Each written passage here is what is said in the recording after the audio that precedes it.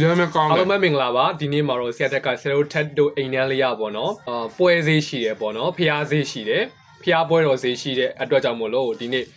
မုံလေးတွေဝယ်လာဖြစ်ပါတယ်စုစုပေါင်းတန်ဖိုးကတော့4000ဖြစ်ပါတယ်ပထမဦးဆုံးကတော့မုံလင်မယားပေါ့နော်မုံလင်မယားကတော့2000မို့တစ်ခုကကြတော့မုံပေါင်းတစ်ခု900နှစ်ခု1000မို့နောက်တစ်ခုကအကျော်ဖြစ်ပါတယ်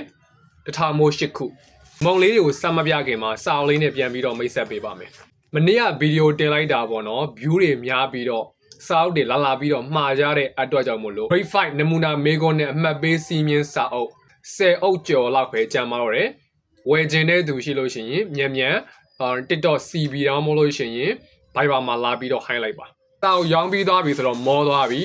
ဆိုတော့မုံလေးတွေစပြပါမယ်။အချင်းတော့ပါတယ်ပေါ့နော်။အချင်းကတော့မတို့တော့ပါဘူးကျွန်တော်အချင်းသိမ့်မကြိုက်လို့ပထမဆုံးမုံလင်များလေးရစပြပါမယ်။အိုးနေလေးစီမတိုက်တဲ့သူတွေအတွက်ဆိုလို့ရှိရင်တော့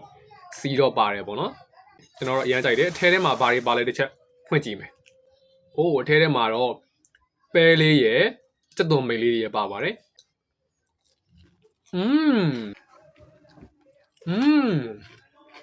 go မုံလင်မယားကအကြိုက်ဆုံးနဲ့မှာပါတယ်ပေါ့နော်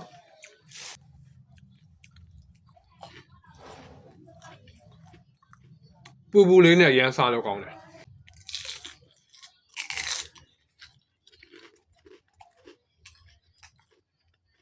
စီရှောင်းတဲ့သူအတွက်ဆိုလို့ရှိရင်မစားသင့်ပါဘူးနောက်တစ်မျိုးကတော့အကျော်နဲ့မုံပေါင်းတွေကိုတွဲစားပြပါမယ်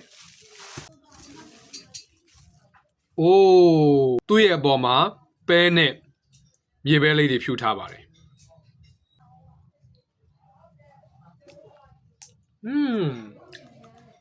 ကဲဒီကတော့မုံပေါင်းနဲ့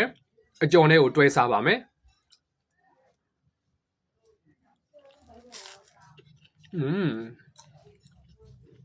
မုံပေါင်းကပူပူလေးအီလေးအကျော်လေးပူပူလေးရမ်းကောင်းတယ်မုံပေါင်းနဲ့အကျော်နဲ့တွဲစားလို့ရှိရင်ဘာနဲ့မှလဲလို့မရဘူးရမ်းပဲစားကောင်းပါတယ်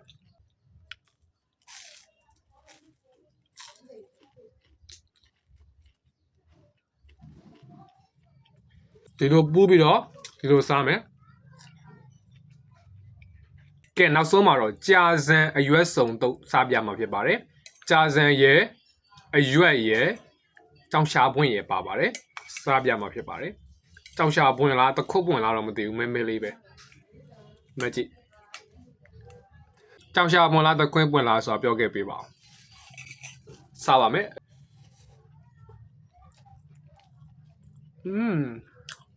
ကြာဇန်အီလေးရဲ့အရွက်လေးရဲ့အရသာရဲ့ပေါင်းဆက်မှုကအရင်ပဲကောင်းပါတယ်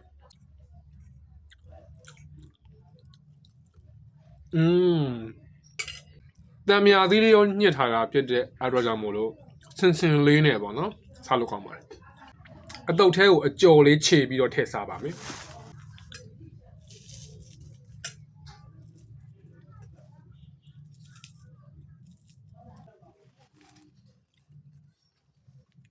စားပါမယ်ခင်ဗျာ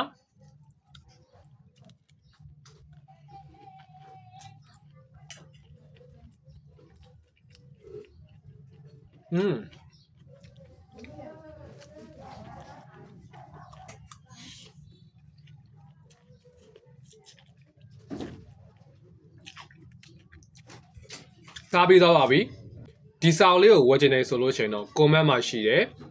Viber မှာလာခဲ့ပေးပါခင်ဗျာ see you